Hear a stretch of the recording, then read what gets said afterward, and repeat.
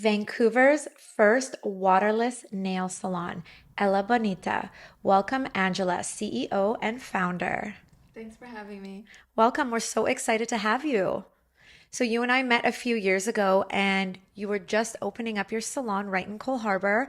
And it's amazing to see where you've come 3 years later, just over 3 years. Congrats. Thank you. I know it's been so crazy. Yeah, so let's start from the beginning. What made you decide to open a nail salon? Give us a little bit about your kind of background and also that like eureka or aha moment that you were like, I'm gonna take matters in my own hands and open a business. Okay, honestly, I started nails 13 years ago, and then when I started working in a salon, there were so many things that I was like, what the heck? I cannot like do anyone's pedicure in these water bowls or like do a manicure like this, and like why aren't like my nails lasting? And then the owners, they wouldn't teach me anything, or they were just like, okay, go like do everyone's nails. And I was like damaging everyone's nails and like ruining them. Like, okay, there has to be like a different way. And then so I just like, so I had a handful of clients that would let me practice on them and do whatever to their nails, and they would give me their feedback. And that's how I created my technique. And so I like did some investigation. I like went around like my area to other salons to see how like they were doing it, and they were all like doing it with like not as high of a standards that I like. And the way that I was getting treated at my salon made me want to open a salon even more so I can treat people the way like they should be treated, right? And for clients to have the service and nails like that they should have. And then that's what made me want to open a salon. Yeah, it is totally hard to find a very kind of place that you love for nails. But once a woman loves her nail salon, she usually never changes. Yeah, I've had clients for 12 years. Amazing. Well, that's so incredible. And it's so great because what is the typical training for a nail tech? Do they train you on the job? Did you go to school for nails or how does that work? I went to Blanche McDonald because it's like a popular beauty school. Yeah. But honestly, I didn't really learn like that much. So, like, I just took matters into my own hand and taught myself. Where I started working, there wasn't much training. I remember I like my first day, I was actually 20 minutes late, and then she made me do a pedicure right away. Like, didn't even tell me where anything was. I remember I was like scrambling to like get stuff. So, yeah, the training was not there. But at my salon, the training is like pretty tough. Like, I start you just only on pedicures until you can get to a certain level. Then I'll show you like my technique, and then I'll get you practicing that until I feel like you're ready. And then I'll start giving you clients.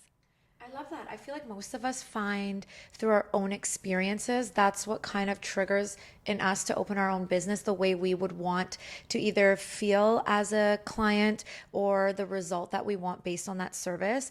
And I really love that as a tiered kind of training program to get somebody super good and super confident at one thing, and then you can introduce the next phase that has a little bit more skill to it, and then keep them on this like ladder of training so that they become a well-rounded nail technician and esthetician. Yeah. So what advice would you give to other entrepreneurs out there that are maybe like doing a service working for someone and that kind of want a better way or to create that within a business or solopreneurship?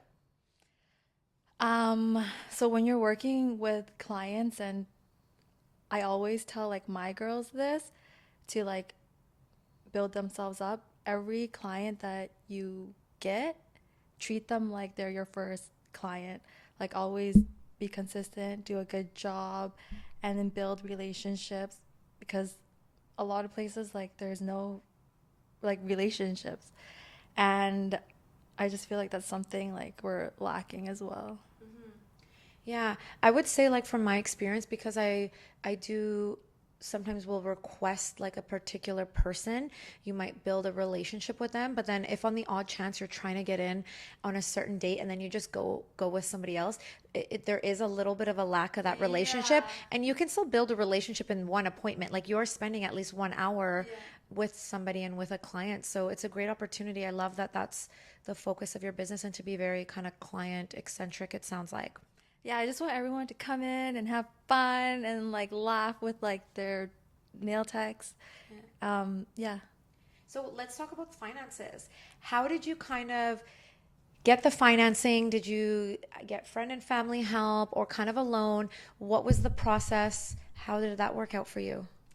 So I had $0 to like do anything, but I knew I always wanted to open a salon, and all of my clients, like since they've known me since I was 19, like they knew that's all I talked about was opening a salon, opening a salon, opening a salon. And I had a couple of older clients that I was really close with, and then she knew what I was like trying to do. Um, I've always been like trying to look for a space, even though I didn't have like the funds. I knew like whatever will happen, and it will always work out in the end. And then so I was telling one of my clients that I was looking at this space, and then I was going to meet the landlord. She didn't know I was going to meet the landlord, but she called me out of nowhere and was like, "Hey, like, how is it going? Like, looking for a space?" And I was like, "Oh, I'm actually going to meet the landlord right now." And then she was like, "What do you need?" And I was like, "Well, he needs like a deposit, and then like I need a co-signer, but I don't know." I was just gonna talk my way through it with the landlord to see if like he would just like do it for me without getting like a co-signer and like stuff. And then she was like, "I have a house, I'll co-sign for you." And then so like literally Oh, on my way to the landlord, she was sending me her documents. And then she was like, "Oh, how much is like the deposit?" And then I told her, and then like every day she was sending me like $2,000. oh my God. Yeah. That's incredible. How amazing did you feel that somebody believed in you so much and Yeah. just like you as a person that you can accomplish this? I know sometimes it makes me want to cry, but yeah, so without her, like, It makes me Ella want to cry. I Bonita love wouldn't that. be, Yeah. yeah. And then so the whole, like, she helped me the whole way. I love that. That is Yeah. amazing. Are you still in contact with her? Do you Yeah. still She maintain comes a every three friendship? weeks. Oh, I love that. Yeah. That's We're really incredible. close. Yeah. It's amazing to have that feeling, especially at a time where not everybody has help from their parents, and also they might not want to ask. I know for me, I wouldn't even want to put that stress on my family because they would just be so stressed out, and they're Yeah. not entrepreneurs and they don't own businesses, so for them it would be a huge ask just on the like stress. They would do it whatever they could, Yeah. but just the stress of it is a little bit much that I wouldn't even feel comfortable talking to my parents about it. And so how did your parents feel when they heard about all this? So I actually didn't tell anyone in my family that I was opening a salon until probably like a month or so in, when I needed like extra money. Yeah. So because like I knew if I did tell them, they would be like, "Don't do this, don't do that, don't do that, don't do that." And like I can't deal with that. Like this I wanted to do like on my own. And yeah, so they didn't know until I needed some extra cash. And the first thing they said to me was, "You better not fuck up." And I was like crying. I was like, "I won't." You're like, I'm too desperate. I can't. There's no Yeah, option. I actually don't.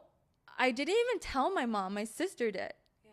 And Oh. yeah, then my mom called me like, but our like parents, like Asian parents, like they don't really show emotion. I know they're like proud of me, but like they don't show it. They show it Yeah. differently. Yeah. They probably tell all their friends about Yeah. it and talk about their friends, but they, sometimes forget to express it to you or the Yeah. person in question. Wow, that's incredible. And, I do feel that there's a point where, a daughter has to like branch away from the family and spread her wings on her own. And sometimes it does help doing that, just kind of building that confidence and building like who you are as a person on your own, and then coming back to the family with it. Whereas, there are so many like cultural and familial Yeah. pressures that can be put upon us, especially women, especially when it comes to business and finances and that type of industry. So that's incredible. They are probably so ecstatic now that it's been over 3 years. Yeah. Yeah. Yeah, amazing. So tell me, let's talk about, you mentioned kind of you always knew that you wanted to open a nail salon. Was there something in your upbringing that like led you to kind of look very entrepreneurial or kind of have that fire or drive that was like kind of percolating within before you actually became an entrepreneur? And since I was young, like me and my sisters, we always did random things like sell lemonade on the street, and like we grew up in Wally, which is yeah. Yeah. So we were doing that, and at one point we were like dancing to Spice Girls on the street, and I was like holding a bag saying like money, money, money, money, which like now you cannot do that. Well, you don't want to And get a then kid up on the I street. remember guys would walk by and like flash their nipple, and we were like, just what the heck? Yeah. Yeah, but I always like try to make like money like somehow since I was a young kid. But growing up, like my family, they worked really hard and actually like built a pretty good life for us, and then lost it all. And then that's when it was like fend for yourself. Mm-hmm. So I was on my own since I was 15, and always knew like at the end of the day, like you can't really like rely on anyone. Yeah. So I just knew I had to do something on my own, and then I want to like eventually give back to my parents and like Mm-hmm. retire them. So that's why I'm doing what I'm doing. Yeah. Oh, that's so Yeah. nice. It's not easy. And you mentioned being like on your own at 15. So that's about the time we finished high school. So how was your schooling? Did you finish high school? I actually got kicked out when I was Uh-oh. 15 just for skipping because I never went. Like I could not concentrate. Like just going there, sitting in the class, like no, that was not for me. Mm-hmm. Um, and I knew like I didn't want to be an engineer or like a nurse. Like I always wanted to have like my own thing, Mm-hmm. and I love beauty or anything related to beauty. And I was doing my nails at a young age, so I wanted to always like do something with that. So I'm like, okay, I'm just gonna start working. Well, I already got kicked out. I'm like, okay, I'm not going back. I'm gonna start working at the mall. I worked in 3 different shoe stores because I love shoes, so I could get the Yeah. discount. And then after when I turned 19, I was able to go to Blanche. So I just started going there. And then right after school, I started working. Oh, incredible. And So that's you what guys, no happened. high school diploma, but she has the best looking shoes ever. I love it. You are pretty badass. I feel like a lot of people these days do have a little bit of the same thing with school where there are different types of learning, and not everybody has the capacity to like sit in a classroom and learn kind of the traditional math and sciences that they do teach in school. It's not really, a lot of it's not practical in that sense, but of course, showing up somewhere, having a deadline, listening to instructions, you could say that part of it is life skills, but a lot of the learning we don't actually use in a lot of our Yeah. life. Like we don't learn about finances, we don't learn about credit cards. But I remember getting a credit card in the mail when I was 16 years old, having zero education in finance. But in high school, we were learning like science and dissecting frogs, Yeah. and I was like, okay, well, I got a credit card now, like, so I think there's a little bit of that danger kind of in school where yes, you're learning the formal sciences, but of course there are a lot of people that learn differently. And life smarts, as we know, there's a reason why we say book smarts and why we say life smarts. Yep. And you have to be pretty badass, I'm gonna say, to give yourself that independence at such a young age to essentially like survive and do it and get it done. Yeah, I remember my paycheck was $550 and my rent was $550. Yeah. So you're like, uh-oh, either like Yeah, food so I'm or like, okay, 2 weeks has to go to rent, and the other 2 weeks is like food. And then I remember busing and sky training was like $300 like a month, and like I couldn't go out, I couldn't like do anything. yeah. You know what? It's like part of the game. Yeah. You are like the person you are today because of those things and able to start a business like that and manage a team.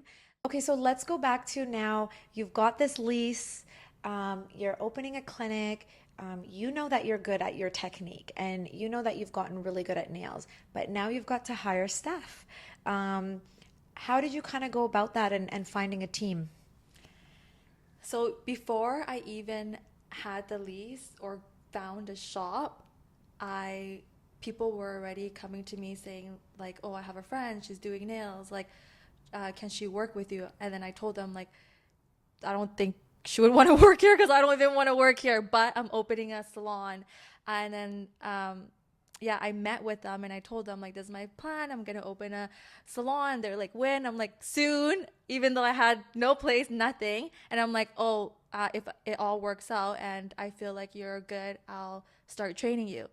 So I was actually training 3 people in my apartment like 6 months before I opened, and then only I hired one. So I was training her like way before opening, and she actually became so good and like so popular. But she went back to nursing actually. Oh, nice. Yeah. Um, and then people just started messaging me, and then I started training them in the shop once I had it, like blinds closed, like everything, probably for like 2 months before opening. Yeah. Yeah.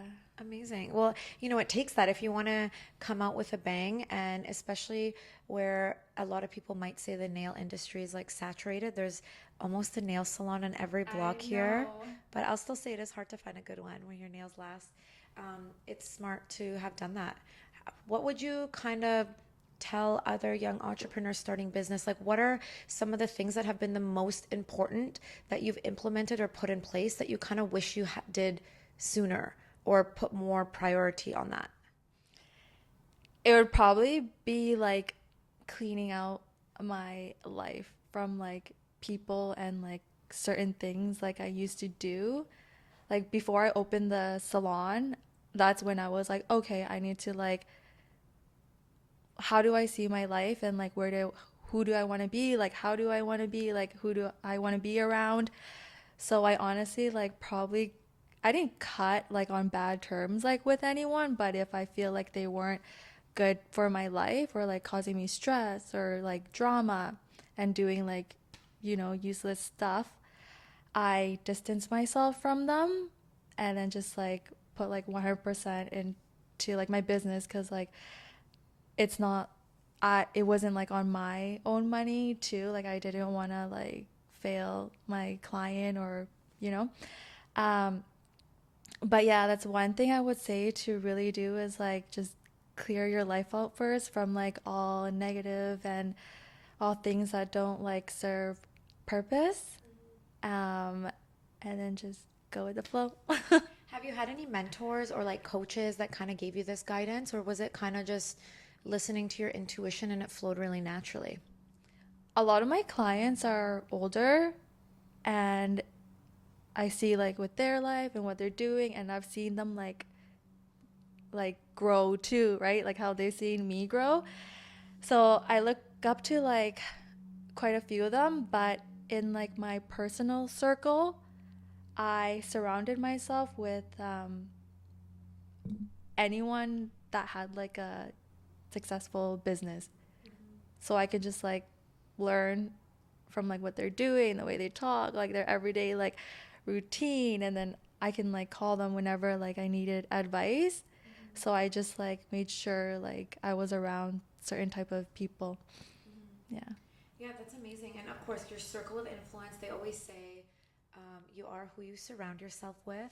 And it is true. And I truly do believe that your circle of influence should definitely be in alignment with your values, in alignment with the trajectory of where you want to go, and the type of person that you want to be. Because when you're around something long enough, it does become your normal and it kind of becomes what Yeah, I you're can used to. feel it. Like if someone Yeah. has like bad energy, I'm like I can't. Totally. Yeah, and also like listening to your intuition. I think a lot of the time we do know the answer and we have it internally, for sure we can hire, a lot of coaches, counselors, psychologists, and all that.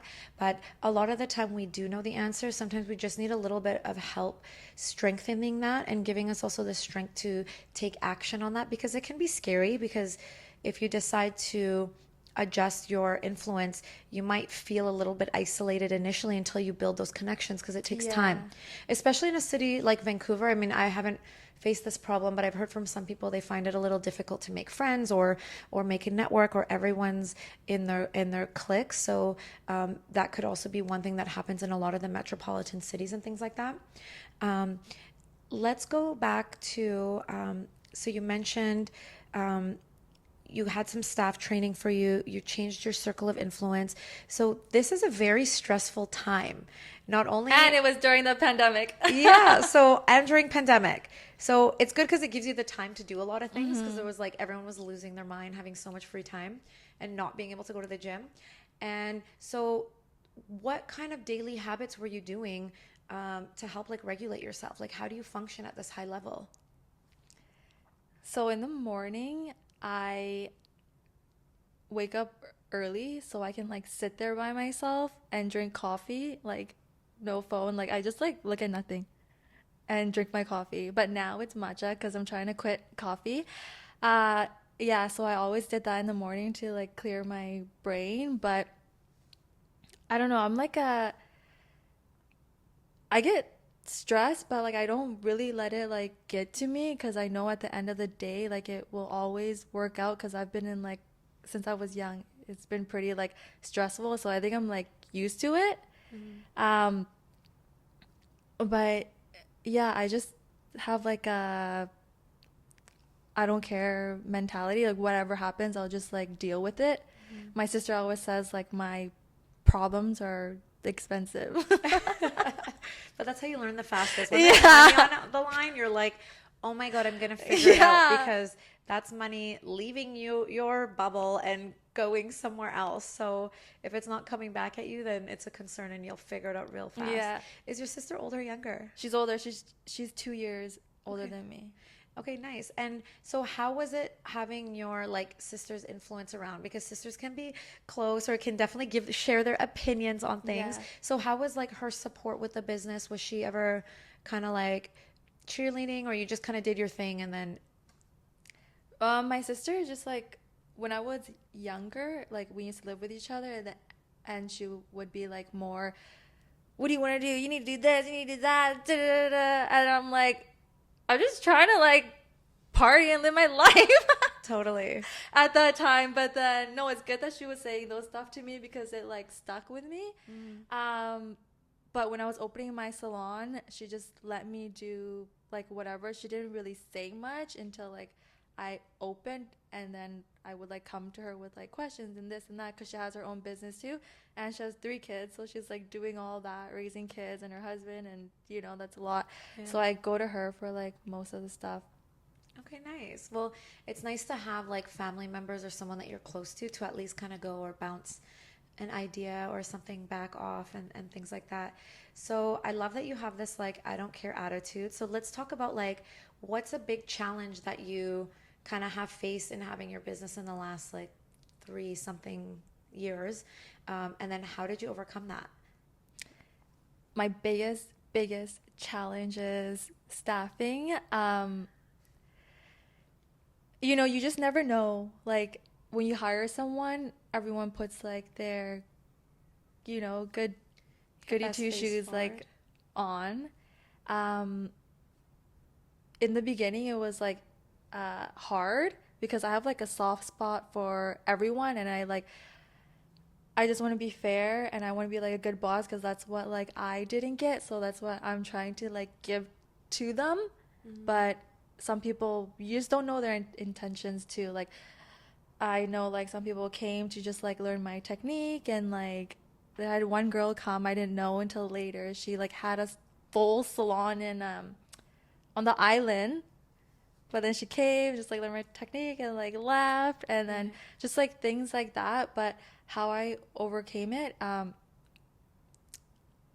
just follow like my gut feeling. Like I have this feeling every time like something is about to change with someone. It's so weird. Like the Mm-hmm. look they give you is different, and I can just like feel it in my gut, and then the next day like something will happen. But I just like listen to myself and just like cut things short. Like I Mm-hmm. never prolong anything anymore. Like before I used to keep people because I felt bad and wanted to like help them grow in this industry, but it was actually putting like a damper on like my business. But then now I just like cut things Mm-hmm. fast. Yeah, and it's so hard, and I would be freaking pissed. Um, I think there's a lot of honor in just being authentic and being like, hey, I have a salon. I would love to learn your technique. Is there a course or can I just train with you Yeah. private? How much and how many days? By any means, would you ever turn that down? No, you'd be like, Yeah. absolutely. Here's the price if you don't work for me. Of course, if you work for me, it's like integrated, whatever, in your pay, Yeah. and things like that. But I think there is such a more authentic way that people can kind of go about it so that it is more of a fair exchange instead of um, being deceitful. Because I think for me, and I understand why people are deceitful because they're scared you're going to say Yeah. no or they're not going to be able to do the training. So they feel like they kind of have to go around it in this like Like sneaky sneaky snake way. way. Yeah. I think for me, as being a business owner as well, and having known where people have been deceitful, and it used to kind of just really bother me because I'd be like, I just don't get it. Like I did so much for them. Mm-hmm. I was thought we were close. I thought we had an open dialogue. Like I was Yeah. being very transparent. So I thought, why is there no reason for them to be transparent? Like Yeah. it's kind of goes twofold. And I just realized, people have their own fears and their own values of things, and they're going to do things that benefit them in that moment. And whether it's just a perceived fear, like, oh, I don't want to be in the bad books or end on bad terms, so they're going to lie because they feel in that moment it's going to benefit them. So I kind of understand that a little bit more. Not that I have tolerance to it by any means, but it just doesn't weigh heavy on my heart anymore. Whereas before I'd be like, oh, like you worked with me, like we were cool. Yeah. I would be So like so sad. Like mm, when someone would want to leave, like how can you break this family up, you know? But then now it's like, but I'm really grateful for like the girls I have now.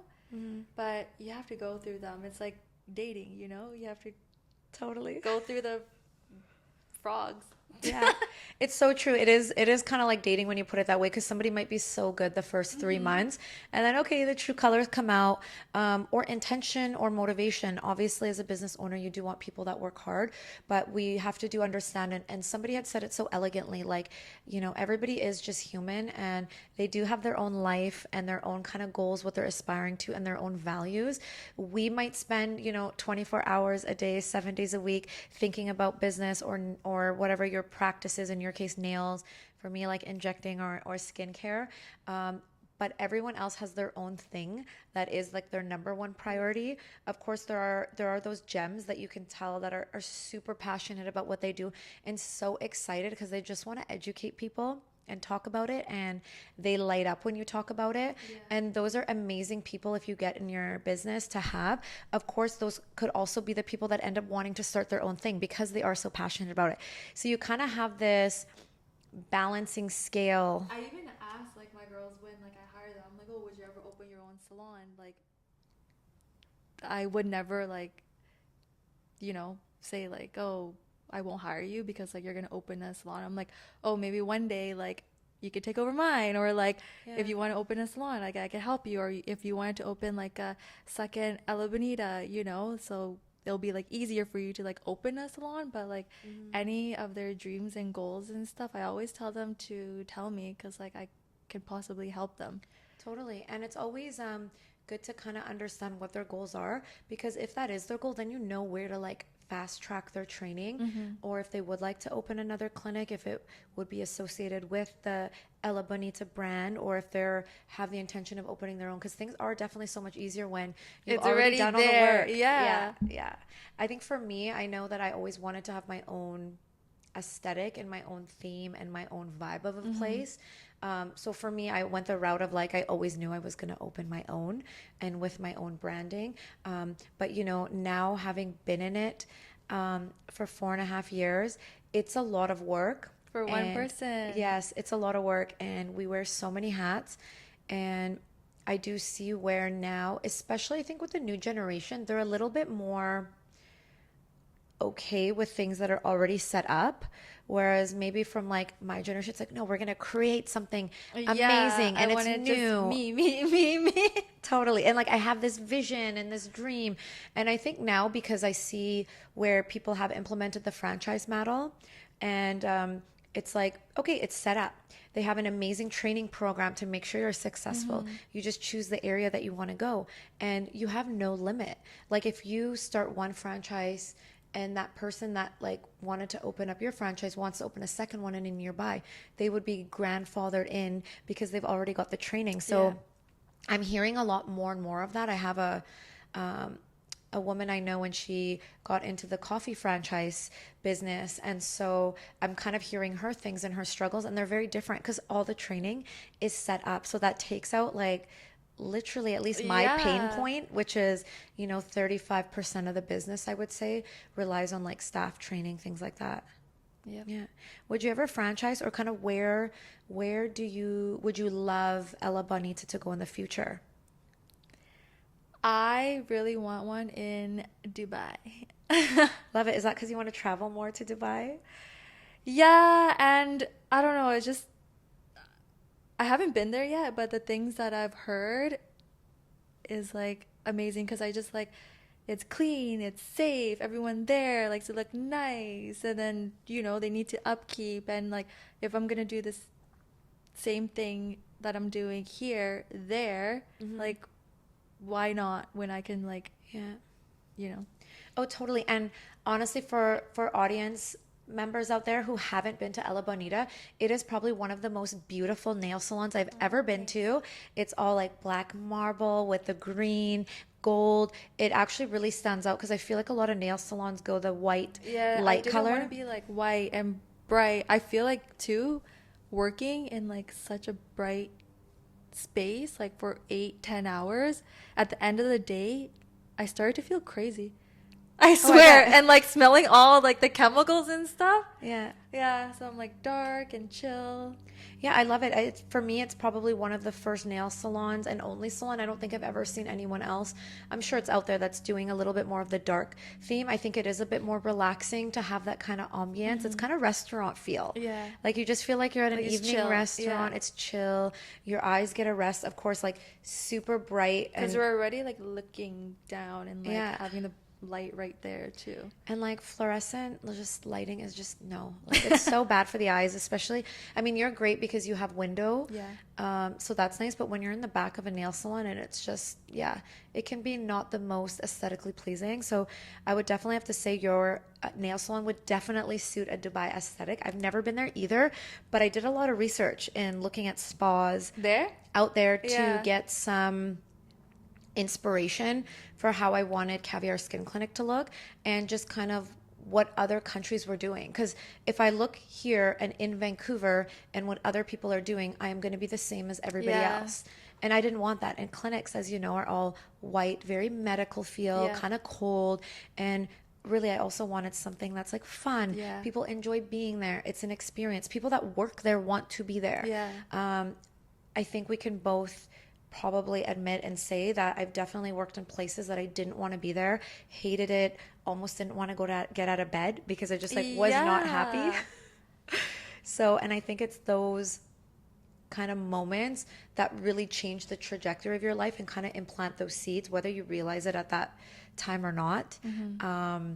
But yeah, have you ever like, so you've worked in a bunch of nail clinics that you weren't the biggest fans of or didn't really like how they were doing. What what thing did you gauge from them? Like, was there, other than like, hey, this is what I don't want to do, was there, what kind of positives did you learn from having worked in that field for so long beforehand? Well, a huge positive that came out of like working there. I was working in one place for 5 years, and then the owner, she actually, I think she had 2 kids, so she was pregnant twice, and then she had to give birth, so she was never there.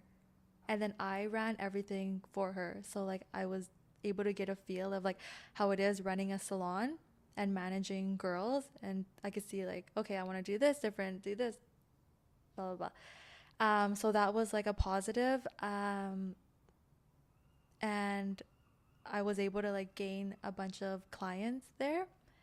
And then I just stayed at one place, and then she sold, and then another owner came, and I actually helped the second owner like redo everything, like even from like getting dealing with the health inspector. So like I learned from that too.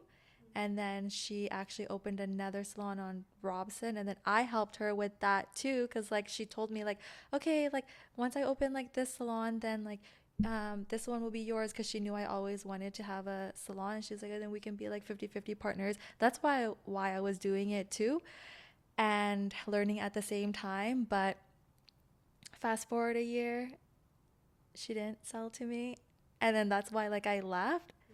And then I just started working from home, and then got my own little studio, and then now have my own shop. Amazing. I feel like it all happened for a reason. Otherwise, Yeah. you would be building, somebody else's name and brand, which nothing wrong with that, Yeah. but it just kind of you were on this path on your own, I feel, and kind of you shattered the industry for what its norms were, introducing kind of a waterless manicure pedicure technique. Let's talk a little bit more about that, because some people might not know, like, what is a waterless manicure and pedicure, and why is that better?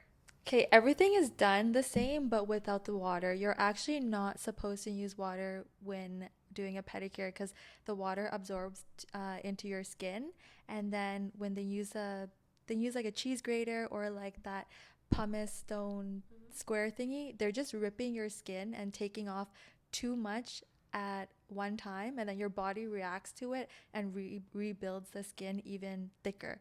But with us, we use like an electric file and remove like a layer each, a layer, and and then when you put lotion on, it's not getting absorbed with the water, it's going directly into your skin. And then we put paraffin to moisturize it, and then it'll stay soft. And also we eliminate cross contamination from the water bowls, because the jetted water bowls are really bad for you, because like to properly clean it, you have to soak it all the way to the top with hospital grade disinfectant for at least 15 minutes, and then rinse that with like hot water and soap, and then fill the water back up. But some people do use the liners, but still, once they poke the hole to drain out the water, stuff is still getting like onto it, and just wasting like plastic. Totally. I feel like now we're just in a bit of a more awareness with like sustainability. And I think using less water is a great thing. Obviously, we've always heard, or like once in a while, there'll be some scary thing at a nail salon. Like somebody got this infection at this nail salon, Oh or my God, something I was know cross contaminated. people that had to remove her whole toe, Oh my God. I and it didn't know was about in this. Vancouver. Oh, that is so scary. Yeah. Honestly, can you imagine trying to just go and make your feet pretty, so Yeah. that you can wear flip-flops or high heels, and then you get a nasty infection, and have to amputate your toe? That is horrific. Yeah, and we're saving like thousands and thousands of gallons of water every year. And I feel like, what is the point of putting your feet in water when, like, some people don't even have like clean water to drink, and we're just putting our feet in there.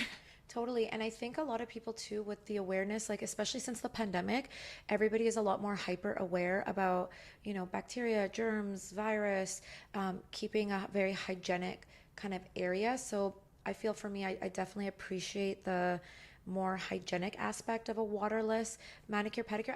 Okay, so let's explain. Of course, like water can affect the pedicure. So and you were saying like a waterless pedicure can help hold the nails a little bit longer, stronger. Yeah, because like when you're soaking your feet in the water, toenail, your nails absorb it, and same with your hands. So your nails are expanding. And then when they paint the gel, it will cure to your expanded nails. And then after 30 minutes, an hour, it'll shrink back to normal. And that's why sometimes it will like crack, or like you see those lines, or like it starts to bend. Yeah. Yeah. Well, I think any of us will be more than thrilled to have a manicure and pedicure that lasts longer. I think with all these beauty appointments, sometimes it's so overwhelming by the time you're like, lashes, nails, Yeah, I go to if you like do a spray 5 a tan. month. Yeah, right? So I kind of feel like anything that helps hold things a bit longer is going to be just such a time saver for all women and men out there. We all have like busy lives, either with our families or family and work and things like that. So, I feel like most people will appreciate a manicure pedicure that lasts long because I think all of us have had something that chips at some point and we're just like to come back and fix one nail is just sometimes such a drag. So it's great to have something where it's more secure and your nail was at that same size, that the nail is cured at the proper amount without any shrinking or expanding like that. Yeah, our nails last.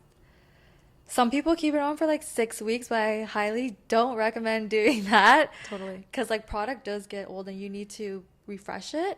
But our nails last perfectly for like 3, 4 weeks. Like, yeah. Oh, amazing. Well, I love that. It's been so great to learn a little bit about a in-depth detail about the nail industry, and I absolutely love hearing your story. I'm so excited that you came on. Thanks for having me. Absolutely. We're going to finish off with a little rapid quick fire so you can answer however you wish. I'm just going to shoot some random questions. Okay. How many cups of coffee do you typically drink? I before like at least 2 a day, like never past 3 p.m. But now I switched to matcha because I'm trying to like be healthy. Love it. And what do you typically eat in a day? Like what did you eat yesterday? Just nail dust all day, every day. But I yesterday I ate pizza. I baked carrot muffins. I honestly eat like random stuff. Like sometimes I don't eat for like the whole day because I'm so busy, which is like so bad. But yeah, yesterday all I remember is eating pizza and probably eggs. Must have been good pizza. Okay, so what do you do for fitness? I walk a lot. Like Yeah. and I'll do like random things. Like a couple months ago, I took up tennis, which only lasted 2 sessions. And then for a couple months, I was seeing a personal trainer. But yeah, I don't really do much right now. What book are you reading right now? None. And is there anything that you're watching on YouTube or like a podcast or No, I don't watch TV. I watch like whatever my boyfriend's watching, and it's like Narcos, Yeah. and it'll just be like in the background. Yeah. Yeah, I don't watch like YouTube or whatever. I'll just watch stuff like on Instagram, like that has to do with like nails. But yeah, my life is What's one thing in your daily routine that you would not give up for anything?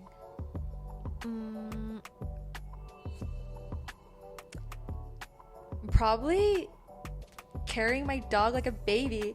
I have to carry him around everywhere. I don't know, like around the house. But besides that, just like having my morning time. Like I wake up before everyone so I can just sit on the couch with my dog and drink my matcha. Those moments are precious. Like it's Yeah. quiet before you have any responsibility or anybody wakes Yeah. up. Before Love like that. even before like my staff wakes up, and then they start messaging me like before anyone. Yeah. Oh, that's amazing. I'm so glad that we all got to get to know you a little bit more in our audience. And thank you again for coming. Thanks for having me. Absolutely.